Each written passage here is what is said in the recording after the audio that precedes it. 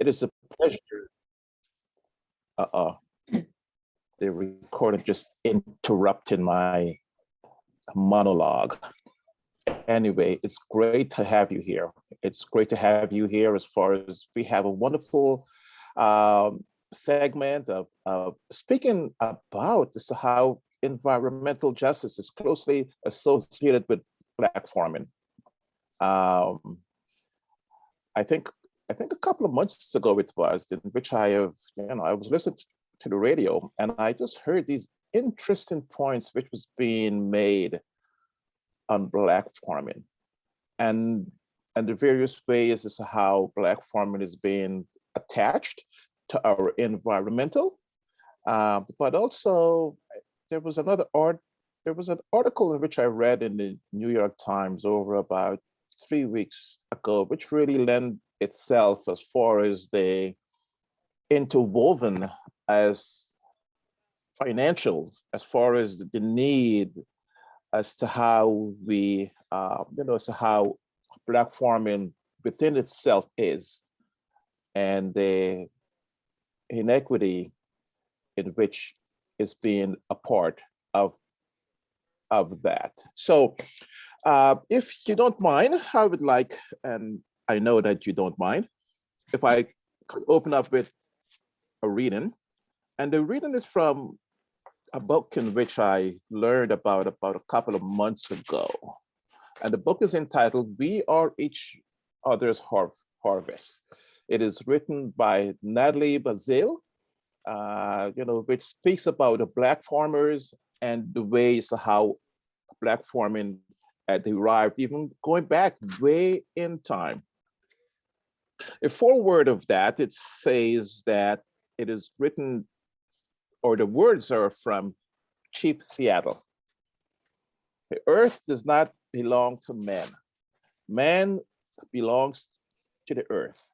All things are connected like the blood that unites us all.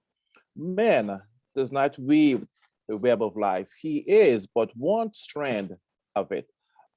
Whatever he does to the web, we do to ourselves. All things are bound together. All things are connected. And now I will turn this over to my compatriot, the wonderful Laurel Winters. Thank you, Samuel. Well, I thought I don't have a covenant to read. Do we have a covenant somewhere? No. Okay. Then I would like to ask everybody to share if they have any upcoming training or anything they would like us to know about, opportunities coming up. And you can do that in the chat and we'll grab that for later.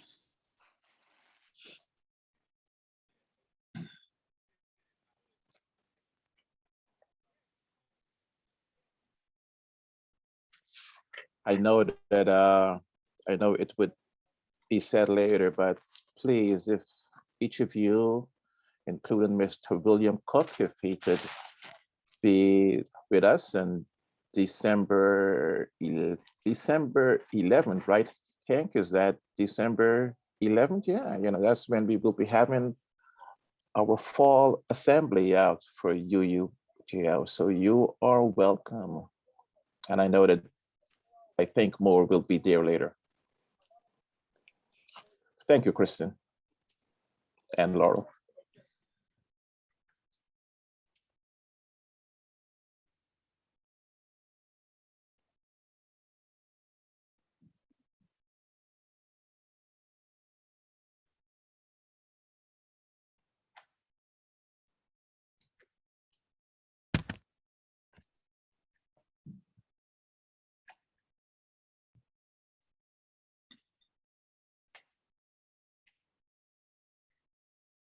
Well, if there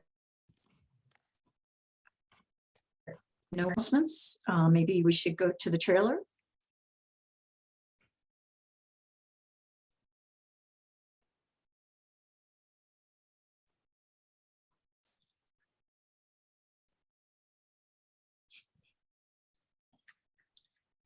So Samuel, did you want to give us some background on that? Oh, the trailer. A matter of fact, before I jumped on, I was trying to get the trailer to actually work, and it did not work on my computer for some Oh. unknown reason. I have it on mine. Okay, if you could just pull that up, Christine, thank you. Just have the trailer speaks for itself.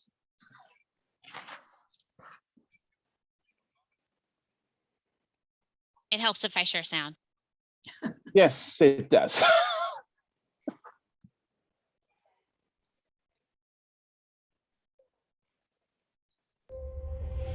There's so much bad news about our planet, it's overwhelming.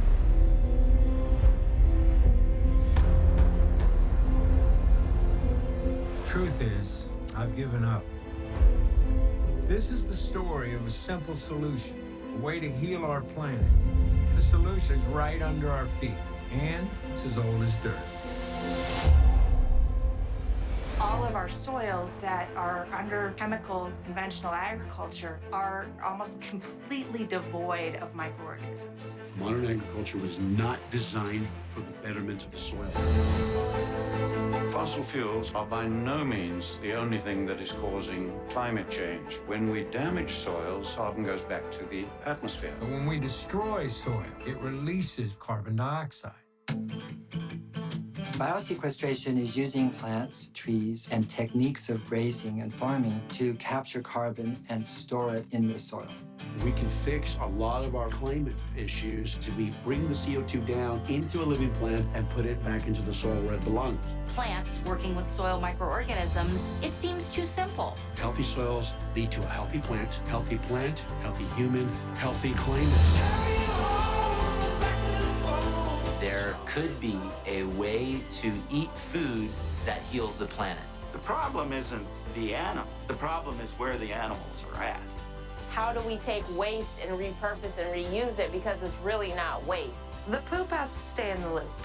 Compost is just one of a suite of soil-based carbon capture solutions. We know how to do it. And if we continue to scale over 30 years, we can reverse global warming. We can get the earth back to the Garden of Eden that it once was by regeneration.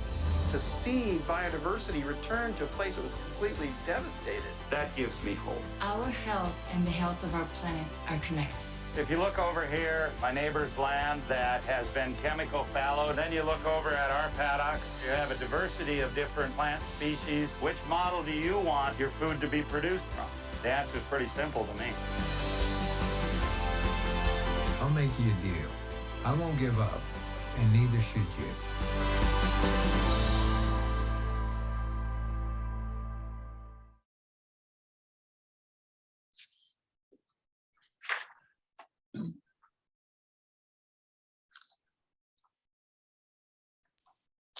Okay, so following that, I'm going to introduce our speaker, who's going to tell us about programs that are being done locally in Ohio. William Cook is the acting urban conservationist for the National Resources Conservation Services, the NRCS. Mr. Cook has worked for the Natural Resources Conservation Service for 10 years. He holds a bachelor's degrees in water and natural resources management and finance. His work with urban farmers in Hamilton and Butler counties laid the groundwork for the Cincinnati High Tunnel Initiative. He has a passion for urban conservation. With the help of the USDA NRCS, Mr. Cook assists underserved communities with obtaining funds through the Environmental Quality Incentive Program, EQIP. He is currently working as the acting urban conservationist in Cuyahoga and Summit County. Thank you, Mr. Cook, and welcome. Hello, how's everyone doing? I guess I'm going to start off by just telling you a little bit about the agency. The agency started back in the 1930s with the Dust Bowl. It was started by Hugh Hammond Bennett. So just a quick story. So he had timed the Dust Bowl. He went down to Washington. They were having a big meeting. And during the meeting in Washington, the actual dust came through DC from the Midwest, came all the way to DC and basically clouded up everything. They could see the dust from there. And that's what started the Soil Conservation Service and the Natural Resource Conservation Services. So now we have a office in every county within the United States. So the funding, basically to say that is that we have people everywhere for everyone. So the original goal of it was to conserve soil and water. So originally, like from the past, I'm kind of nervous. I don't know, like everyone's staring at me. So in the past, we worked with just traditional farmers on corn and soybean fields. We did programs like cover crops, waterways, waste storage facilities, places to store the manure. Like we try to fix a lot of problems that you see we saw in the video earlier, just in the trailer. So we do cover crops to try to enhance the soil, put natural nutrients back in so people can use less fertilizers. We promote no-till farming, so we don't go back to the old moldboard plowing where they're plowing down 3-4 feet. Conservation tillage now, where it's just chisel tilling, where they're just basically breaking up the soil, the seed bed to be able to plant. So we promote a lot of those different programs now. So in Ohio has been kind of special. Our old state conservationist, he's now the chief of agriculture, chief of NRCS, Terry Cosby. He had it's called the Cleveland High Tunnel Initiative. I just want to share one slide from that real fast if I can share my screen. Pastor Hank, can we make sure we have permissions? Thanks. Yeah, I think we're good. All right, can you see the slide? Yes. Yes. Okay. All right, so this was like the main cause of it. So if you look here, it says life expectancy in Cleveland. So in low income areas, the life expectancy was 64. And just within a mile away, life expectancy jumped up to 88. So that's like 24 years. And that was just a matter of access to good food. So the High Tunnel Initiative was put in to put high tunnels and provide funding for gardeners within the inner cities to provide food to everyone there and locally. This program was successful and actually we ended up getting it in Cincinnati and also in Akron, and they're working on getting the program in Columbus as well. So now that he's moved on, he's over to NRCS, he's put in an urban agriculture initiative. So now not only in Cleveland or just here, but throughout the US, we have everyone else can apply for these same programs. So right now, the only thing we have is the seasonal high tunnels. And with that comes a lot of practices such as cover crops. They play for mulching, water capturing systems, rain gardens to capture runoff, gutters on the high tunnels to capture water to be able to use. So a lot of practices they put in, but basically a lot of these practices are now open and available to urban communities, as before they weren't because those properties weren't considered farms. So now even a half an acre or 0.2 acre plot in your backyard can be considered a farm, and you'll be able to apply for these these programs through USDA. And then when you read the bio, the program is the Equitable program. It's an environmental quality incentive. And through that program, that's where a lot of this funding is available. And that's all I'll say for now, unless you have any questions or how do I get back to the...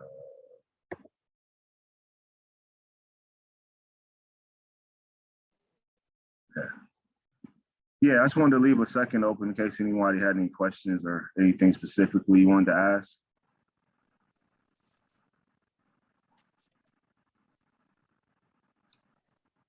A question in which I have, Mr. Cook, is it according to that diagram in which you were just showed, it showed that there's a range between 88.5, right, 88 years and 64 years. Is that only attributable to a lack of agricultural means, or is that just a collective of just having the right food and also right place? It's a collective of a lot of things. Food desert, meaning that it's not a grocery store within miles. So the only place the people there may have access to food is fast food or a convenience store. So there's no grocery stores anywhere close. You have to take a bus or find some other means of transportation to get to the actual store. And then on top of that, like you don't have as many, well, you do have farmers markets and things of that sort, but this would allow you to have more produce available. So they also, these programs allow for SNAP benefits or food stamps to be used at farmers markets. So now it's not a thing where you have to pay cash there. The same, you can go and use the food stamp card. So low income communities will have direct access to great grown food that's right there within the community. And a lot of our applicants are nonprofits, 501c3s, churches, or just different groups that want to help, and they grow food and for the most part, give it away. Like they have a committee for refugees and immigrants. Most of their participants at their program, on their program, are immigrants from other places that come in and grow food, and they either take it home or give it to the community or sell part of it, whatever they choose to do. But we have like 3 or 4 high tunnels with them that allow them to do more, put in paths and just made the place more accessible. But yeah, so to answer your question, it's a lot of things that attribute to those numbers you see there. Education is a big part of it, what to eat. And then also just what's available. That's probably the biggest thing, what's available within that area. Because usually if you have a better choice, you'll choose it, hopefully.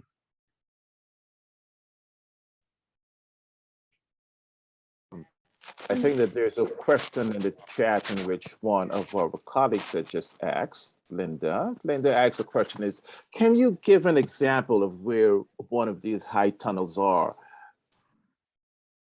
that you have funded? So I just got into, well, I just started this detail 120 days ago. So I know where a lot of them are as far as like their addresses where different people are, but I can't really give that specifically. But if you drive, we have, I think it's 121 that's been put in since 2012. So if you drive around Cleveland, you can see a lot of them. Riddall has one, that's a good example. They Riddall Green Farmers Cooperative, it's a group in Cleveland. They have a high tunnel there and they actually do a lot of education for us. But they have a good example of a high tunnel that you can see in use and how it works and everything. No, it's not. Can you explain more like what it is? Oh, so it's like a high tunnel is basically a portable, I would call it, to make it simple, maybe a portable greenhouse. So it's a structure put up, it's a Gothic frame, and it's the top, it's kind of like the triangle, so the snow falls off of it. It's covered in plastic, 2 sheets, one on the inside, one on the outside for installation, and it's used to extend the growing season. So now you can grow all year round. Instead of having to cut it off in November, December, you can extend your growing season, start earlier and end later. And some people that once you get it down can grow all year round. But I saw the question of, is it difficult finding land? No, it's not, especially within the city of Cleveland and other areas. The empty lots there for lease for very cheap.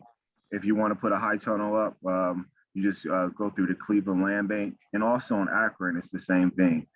You have to get a building permit and go through those circles, but the land is there and available.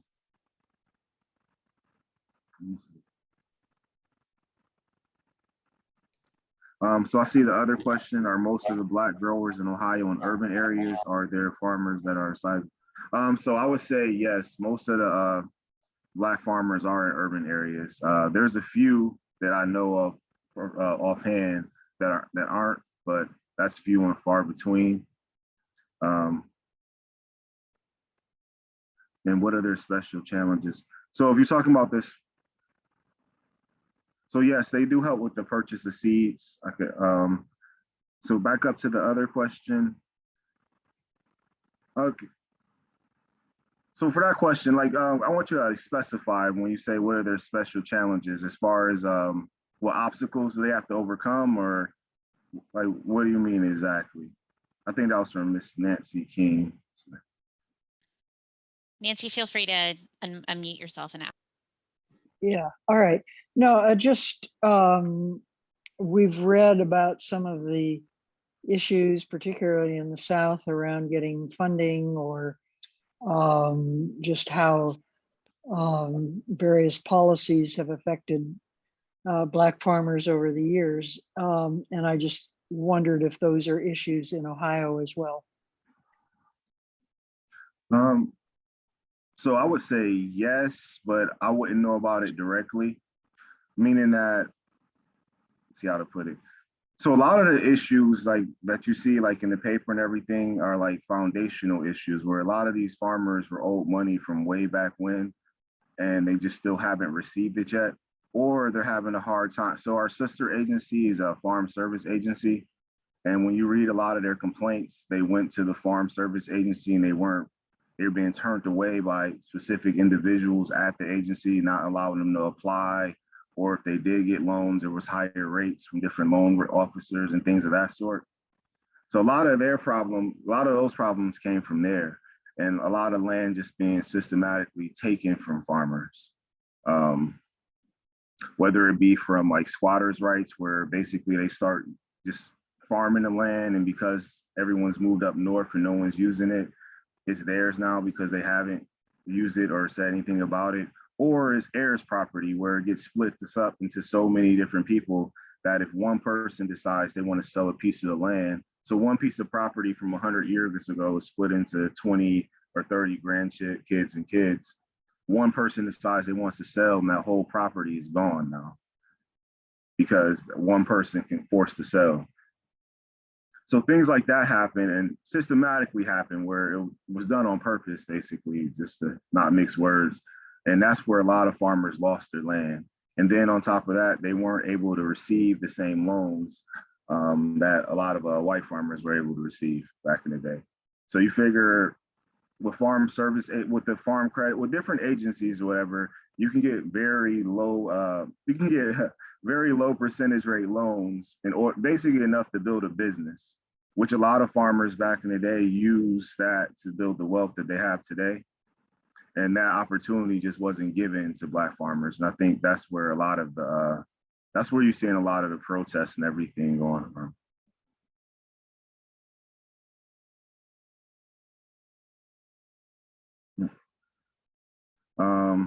We have quite a few questions in the chat, so I was just trying to go through here.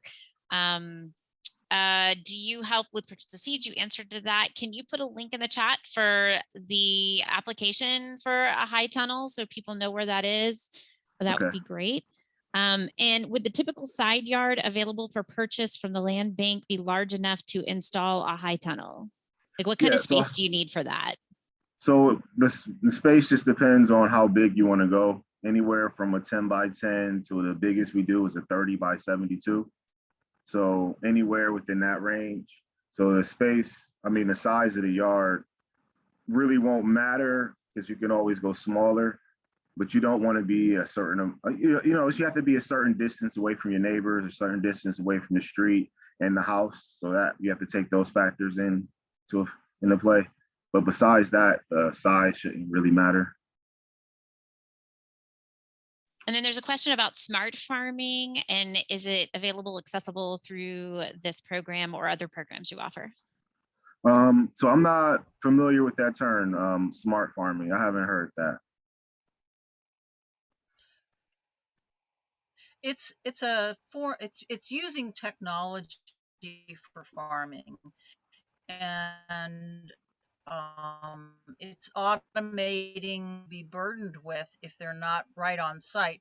For example, watering or temperature Oh, well, yes. Control, humidity control, and there are systems that are available.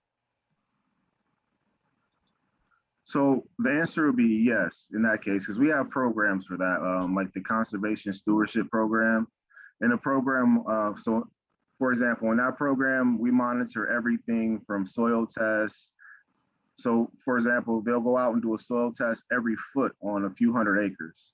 And from there, they will put that information into the system. And when they go out to fertilize, every single nozzle on there only put a certain amount of fertilizer in each place. So it's a lot of technology that we pay for and promote, even from non-drip nozzles to make sure excess fertilizer isn't put on. Through our through the high tunnel program, we have the micro irrigation systems that are all drip systems that can be that are monitored in the same way. Yeah, so we promote technology a lot because technology makes everything easier and you're able to fine tune things. So definitely. I haven't heard that term used before though, the smart farming, but for sure. So I know Samuel has a question in here, and Samuel, I think we can ask that during the Q&A. So we'll have time for more questions, but I do want to move into, you had mentioned, William, that we can sign up for this. Is there a commitment? Is there, what kind of action can we take, and what commitment is it to take that action? So if you want to apply for a high tunnel, it'll be simply, you're most likely, if you're just hearing about it, you don't have a farm and a track number. So the first thing would be to do is get a farm and track number, and you will go through the Farm Service Agency to get that. If you're in Summit County, you'll go directly through the FSA in Summit County. If you're in Cuyahoga County, then you would go through me, and I'll send the paperwork in and everything for you. And once you get that, it's just it's just a bunch of paperwork to fill out, honestly. But the main thing is to go to FSA and get a farm and track number, and that will make you eligible for our program. So going to FSA will be making your land into a farm. And making it into a farm will also allow you to be eligible for a lot of other programs through the Farm Service Agency. Is there a way for us to find, I'm sorry, is there a way for us to find out which farms are actually part of this program so that we can take advantage of that and buy from them specifically? Which farms are part of farms that work with us that are in our program, for Equip? So yeah, I mean, the answer would be yes, but no. So a lot of information is like that I get. So let's say you apply for a high tunnel and you have one on your land. I can't say, hey, Pastor Hank has a high tunnel here over there. I would have to reach out to him first or say. Okay. That's the only reason I didn't answer the question, like where are a lot of them located. I know Riddall works with us personally, so like they're an educational site, so we'll send everyone to them and different other groups. All right, let's move on to actions really quick here, and then we'll have some Q&A in a moment. Laurel, do you want to give some extra actions for us, or you want me to cover that?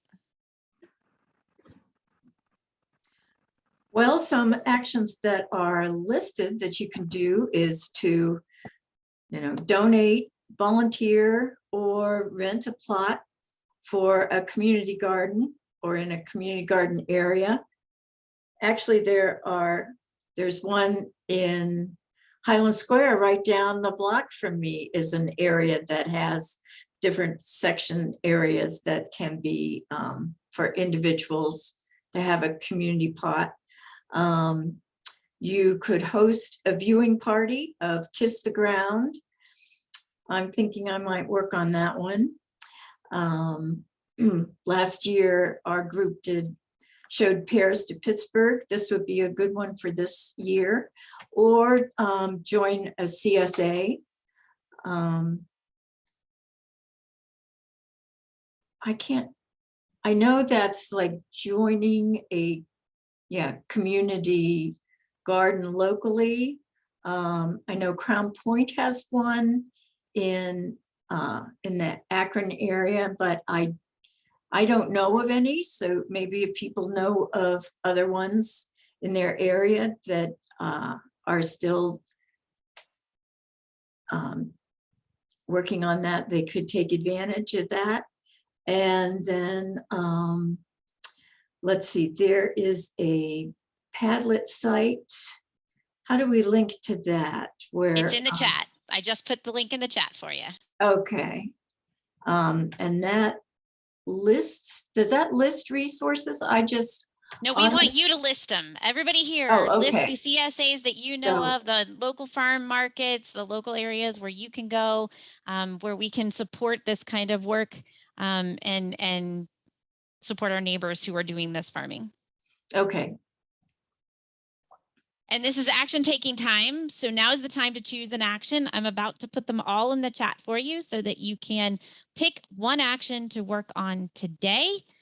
And oh, great. Thank you, William, for that link. And I'll add the 3 others in there. So now is your time to get started. Get into action now, and we'll do some more Q&A while we're all taking action, but pick one to work on today.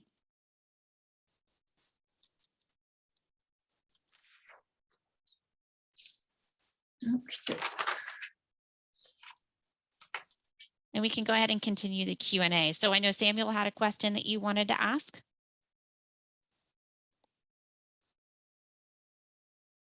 Yes, I did. I had a question here, and the question which I have, Mr. Cook, is could you tell us of some challenges and some joys in which Black farmers have had in Ohio? Let me qualify that. Let's see.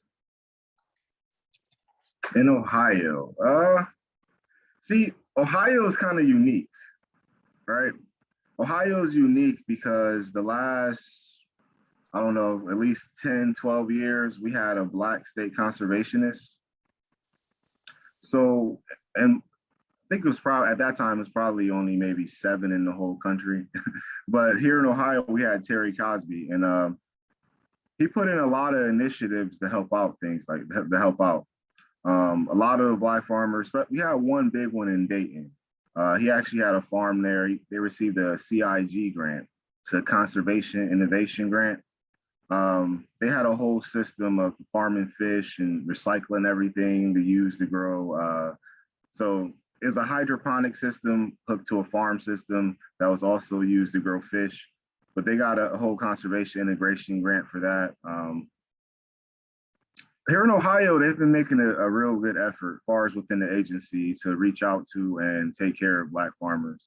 It's not many, but the ones that we know about that are active and are really good producers and are doing good things on their land. We pretty much look out for them and take care of them. Some of the so with the urban agriculture, like you asked, some of the hurdles and stuff we ran into. A lot of times with that, this is probably more or less just lower income communities in general. But all the funds that we give out are government funds, meaning that if you owe any government debt, that money will be taken. So if you owe taxes, it could be taken. If you owe for, let's say, it's a federal student loan that's in default, it could be taken. Anywhere from child support to anything, it could be taken. And we've seen those situations happen where, you give an $8,000 grant to build a whole system and they don't have access to the money, but, they're still under contract to build it. So we run into problems like that sometimes. So now we just do the, work beforehand to make sure we don't run into those problems. But Ohio's unique in how we've handled Black farmers. And Pastor Hank, you had a question. Do you still want to ask that? Yeah. So, and you hit on that, William, with what you were just saying about access to the funds. So I'm wondering if this is something where churches and nonprofits and things can be helpful in purchasing that land and then offering the availability for folks to use it. Is that generally, do you see that happening with, because so what will happen, let's say you own land, let's say you purchase, I don't know, let's just say 100 acres, and you decided that you want to allow people to lease a portion of the land to put a high tunnel up. So all we need is a lease agreement from you to them, saying that you give them permission. You give them control of the land. So it's a control of land document saying you give them control of the land for 5 years. And then it's a permission to install document you'll sign saying you give them permission to install a high tunnel on the land. So it's a lot of people that don't have land for a high tunnel, but they know a school or somewhere else that would love to have one on the property. So they lease land there to put it there and they use that land. So that happens a lot. Great, thank you. Yeah. All right, Tom Gibson has a connection that might be useful. I don't know if you can see this in the chat, but they do community organizing in the Noble neighborhood.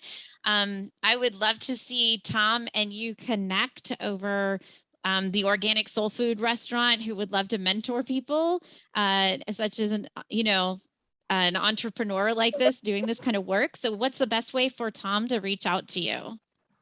The email. So either the email that I put in there or I can put my. Can you put that information in again? I've totally lost it in the chat. It's like in 100 different places.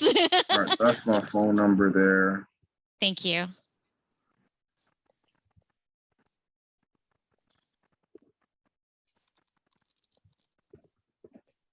How do you add things to the Padlet? So there's a link in the chat. I'll put it in again. I'm going to post. Yeah, those, I got to the Padlet, but I don't know how to put something in there. The little pink circle with the plus box in it. Yeah. At the bottom right of the corner bottom of the right. page. Thank you, William, for that. Great. Looks like we have some people who participated in community gardens. Thank you, Ginny, for doing some volunteering to do some work in your area. You see in Akron has a community garden. We've got several community gardens going. So throw those into the Padlet for us so we have those for later. We'll share that out after this call. We'll share the actions as well as the Padlet with all this information. So please throw in that information and get working on your action for today.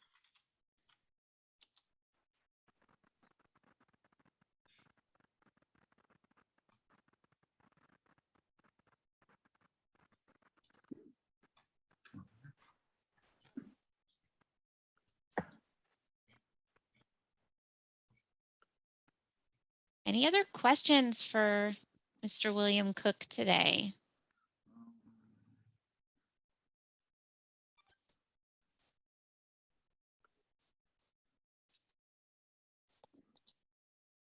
Also, I saw something about West Virginia Extension in the chat too. Another resource would be Ohio State Extension. They have an extension office basically in every county as well. They do they teach on a little bit of everything from beekeeping to jarring and canning, and they have a what's it called, Master Gardeners program, which they teach people to garden. Central State University has an extension program as well. They're not in every county, but I think they're in like 10 counties here in Ohio. I know they're in Cuyahoga for sure. But so yeah, Ohio State Extension and Central State Extension would be good resources, as well as the soil and water conservation districts. They always have an education person there that's willing to come to schools and teach and on a little bit of everything, from soil health to plants to, they have the Envirothon program they do with kids to get them involved. They have a little bit of everything there. So those are always good resources to reach out to.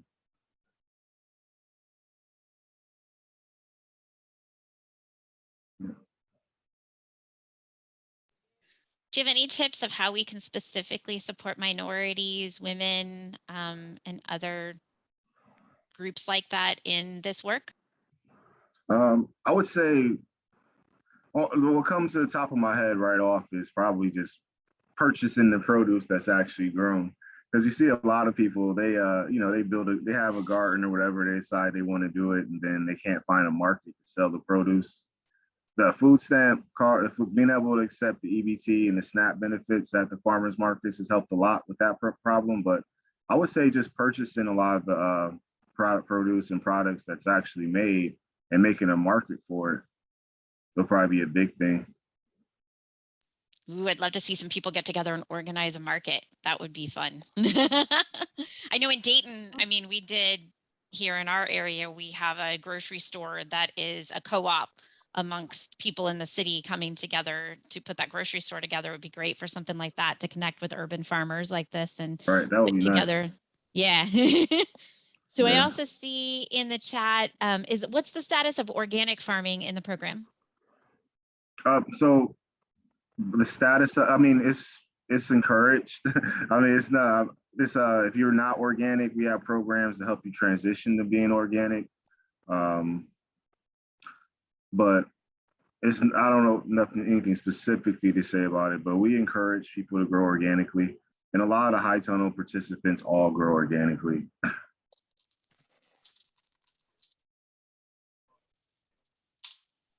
I have a question, and That's this may good be a to bit know. too Thank- long. I have a question, and this may be too long to actually type, but as we see that there are movements for stores like Whole Foods and so forth, etc., whereby you could find some of the best thing of food and organic food in which you do need. What are your thoughts on trying to compete with the Amazon-like output, like Whole Foods or so forth? As far as putting together a group of people to grow enough Yes. food to compete. Yes. I think it's highly possible. It's more or less about organization. I bet every item you find in Whole Foods, you probably can find a Black farmer producer that makes it. And then it would just be about actually sourcing all those products and pulling it together. So I think the biggest thing with it all would be organization. And that's something that we see hasn't been able to happen, or people actually coming together for that singular purpose. Because like right now, so let's say speaking like, because this would be like more of my personal opinion than like speaking agency wise. So like if I just took that hat off, I would say the biggest obstacle is organization and getting people to actually find value in it and see it. So for example, you may have some high quality honey, but do I want to pay $6 for this honey because you made it, or do I want to go get it for $2 or $3? So it has to be like a community buy-in. Like that's why a lot of the same people you're talking about don't shop at Whole Foods. You know, you'll have to probably get it where you can get it at Kroger or a lower rate a lot of times. So I think that would be the biggest thing to get them to see the value in purchasing from you, whether than going to a Whole Foods or another store. Like once that value is seen, and sky's the limit.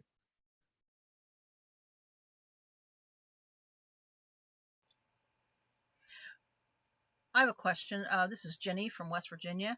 We have a nonprofit in our area it's called Heart and Hand. They do a lot of repurposing of items, just personal items, as well as farm machinery or cars, or I mean they're really a pretty extensive network in our area. They also have a market in the little town of Philippi, West Virginia, where they take in, it's like a co-op, they take in local farmers' goods, and they produce, as well as eggs and some dairy products, but as well as meats, and things like frozen soups, and it's wonderful, especially if you want an easy organic access. Is there anything like that? And they are also a faith-based organization. And I'm wondering if something like that might be useful, especially if you did it in small batches, like a little. This was a grocery store, an IGA. They converted it into a farmer's market and a way of raising money for charities, as well as distributing these the farmers' produce to needy families. Right. So yeah, it's an amazing organization. Truly, it is. So I've seen other organizations talking about doing models like that. I think 2 years ago we had a small farmers conference, or maybe three, a small farmers conference there in Cleveland. It was at the Marriott there, and that was the one big thing. So like when you go to a grocery store to sell them peppers or onions or something like that, they don't want to buy 20, 30 pounds. They want a few hundred pounds. So the thing would be is getting, everybody that's growing peppers together. Okay, we all bring it in to this one pool and we'll have a distributor or someone sell it. So a better example will be when people grow corn, they don't have to go find somebody to sell their corn to. There's it's a certain place they go to and they buy corn. They have a storage system on their land, a silo where they keep it until the prices of the corn goes high. Then they gather it up, take it down, and they sell. If the prices are low, they have enough where they just hold it. So I would say the biggest thing would be to get someone. You would have to have some distributor together and like, okay, that again comes with the cooperation and like teamwork. That would be the biggest thing. Yeah, I mean, the farmers in our area just bring it to the old IG, the Heart and Hand distribution, the grocery store there. Right. But I hear what you're saying. In order to make it work on a regional basis, you really would need a distribution system. Yeah. Okay, thank you. Oh, no problem. So one of the challenges that I heard you say is that there aren't enough people buying from these markets that are set up, and in specifically, this is the urban areas that I'm hearing. Is that, right. Am I hearing that right? Yeah, and a lot of times when we're talking about the urban farming, like it's a lot of times it's talked about as like charity, like we're trying to give away food and feed everybody and everything. So like for me, it's more or less like, okay, if you get in a high tunnel, you want to start a business or you're trying to build a business. Because like most of our farmers we deal with, like traditional farmers, if they're coming in to apply for a waterway, it's because there's a giant gully in their field and the soil is being washed away and they can't drive their equipment over it. So it's only right to put a waterway there. So waterway is basically a grass path to convey the water. On one side, it's going to have a field tile for the underground flow, and it's going to be shaped. Basically, it's a channel that's 1 foot channel that's shaped with grass to convey the water to a drainage way. So it's not eroding soil. But that's something that we pay for. So people will come in and apply for that, but they're doing it in order to better their business. So I feel like for a lot of times when it comes to urban agriculture, Black farmers are like, in this sense, it's more or less, it's a lot of charity or fundraising, this and that. But it's like, to me, I like working with the people that want to do it, that are actually trying to build a business out of it. So like if I come over and we're trying to grow tomatoes, I'm like trying to get you to do it the most efficient way so you can get as many as possible here. And, the high tunnel's there to extend the season. That way that you can have tomatoes before everybody else. So if you take these to a grocery store, and if you grow an heirloom variety that they're not going to be able to buy in bulk, maybe like some Cherokee purple tomatoes or, just something different. If you grow an heirloom variety early and bring it into a store, they're going to buy it from you. That's Whole Food will buy it from you directly. But you just have to specialize and like really look at it as a business and what you want to do. I mean, are you helping with that? Do you help with that piece of it, the starting of the business and all of that and getting them off the ground?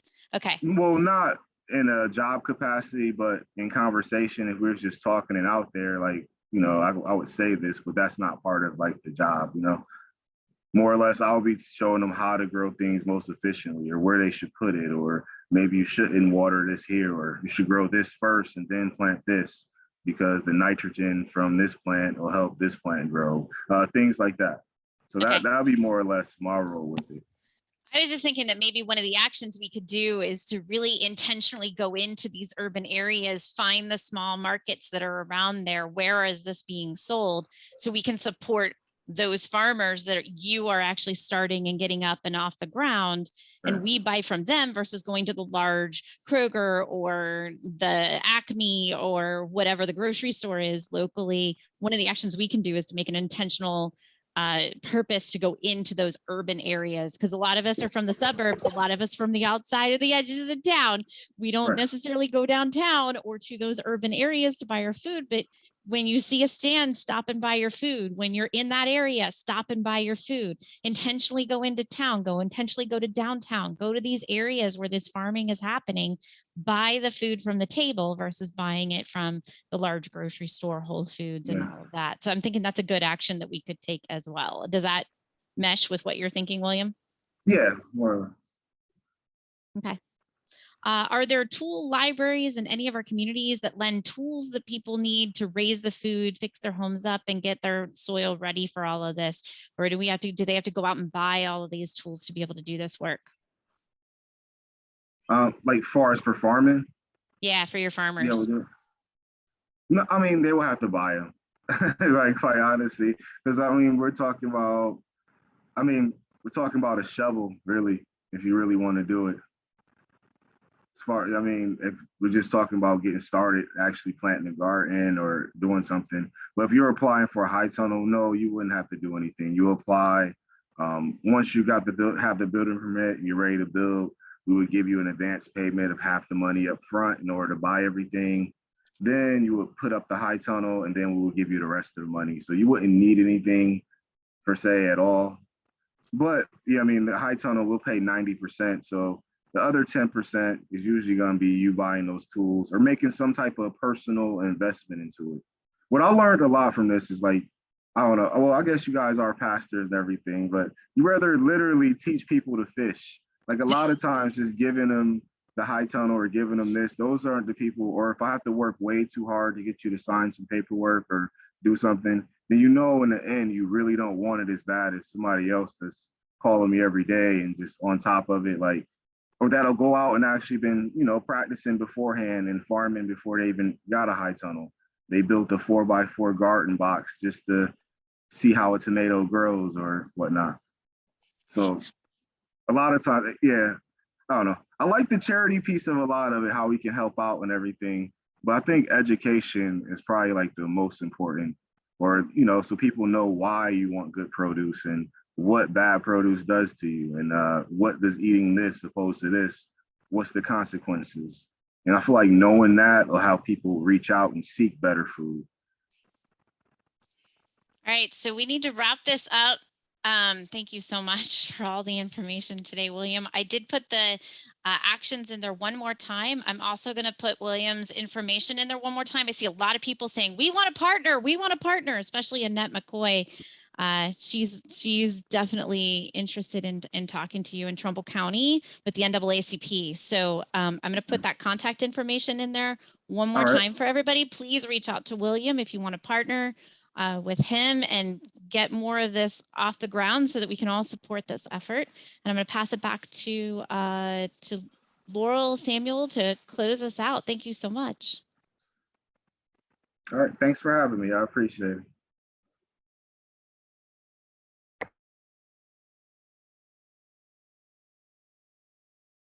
Okay.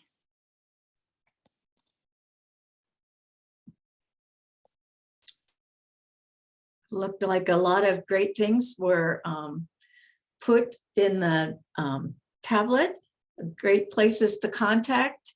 I started filling out the form for the Kiss the Ground movie. That looks great. Last year we showed Paris to Pittsburgh, and I'd really like to make it be a yearly event for the UU Church in Akron for our stewardship committee to host a some kind of movie presentation every year. So I think that is all I need to say, and Samuel would need to extinguish the chalice and sign us off. Oh, good. All right. That will continue to be available. Great, great. Thank you. Karen. Thank you there. good information. Oh my.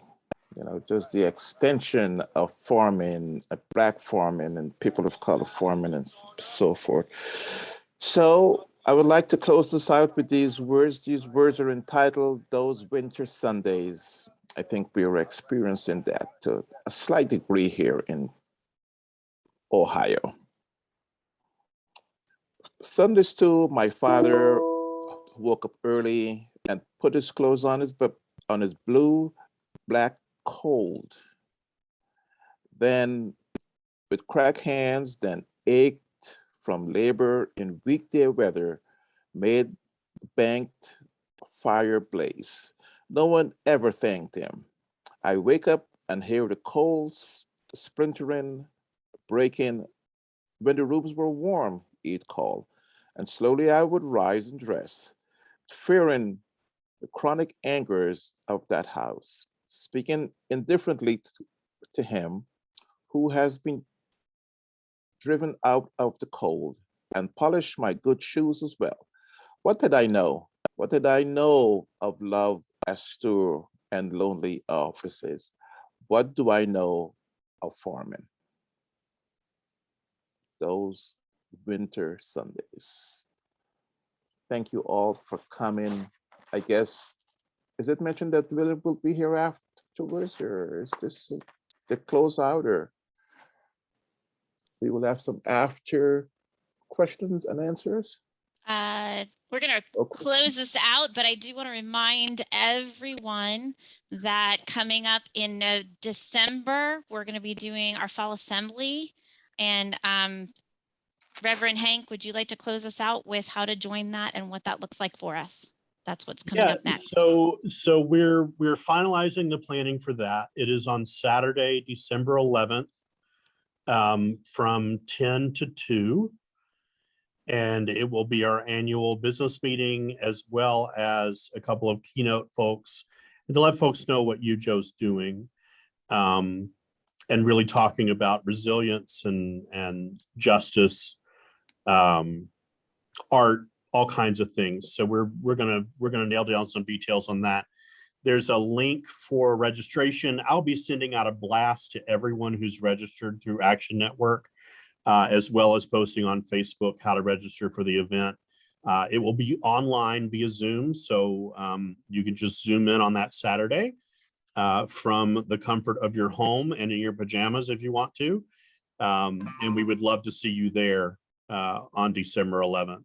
And I believe you're going to we may have a breakout room for environmental justice specifically. Is that correct? I think so. We're gonna talk about that, and I'll get details finalized soon. Okay. Yeah. Thank you. And we'll let you know about that via email. If you want to sign up for our Google group, we do have a Google group, and you can sign up for that. And it is called Environmental Justice Ohio. You can search for that on Google. I'll try and find the link for you very quickly here. And then we'd love to have you join us on that Google group to get more information as we continue forward with this work. So thank you.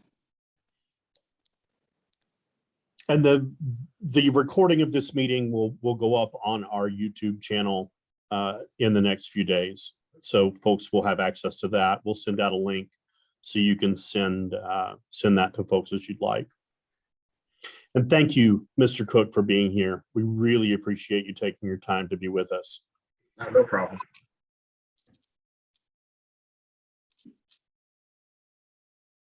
All right. Thank you all. Have a good night, folks. Happy Thanksgiving. Take care. Thank you all. All right. Good night.